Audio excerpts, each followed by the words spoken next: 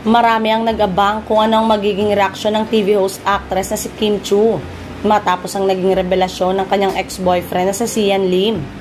Matatandaan itong Huwebes, May 2. Tuluyan ang inamin ng kapuso actor-director na may namamagitan sa kanila ng film producer na si Iris Lee nang ma-interview ito sa Esquire Philippines. Sa opening spills ng naturang programa ay winalikam nilang TNT Kids Season 2 winner na si Kim Hewitt na nag-perform mula sa entablado ng It's Showtime. "We love all the Kims and we love you, Kimmy," sabi ni Ann sabay yakap kay Kim.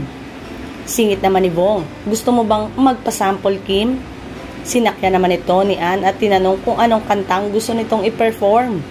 Ngunit di nagpatalo sa entry si Jong at tinanong si Kim nang gusto mong interviewin ka na lang namin. "Hindi, wag ganon, hindi masakit," sagot ng tinaguriang Chinita Princess.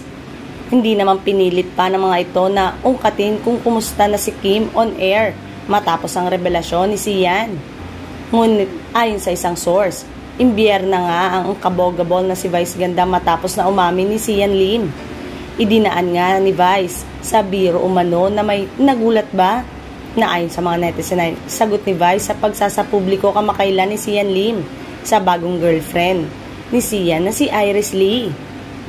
Samantalang, base naman sa mga update ni Kim ay abala ito sa pag-rehearse para sa kanyang performance sa ASAP Natin To this coming Sunday. Bukod pa rito, nakiselebrate si Kim sa birthday ng kanyang malapit na kaibigang si Bella Padilla.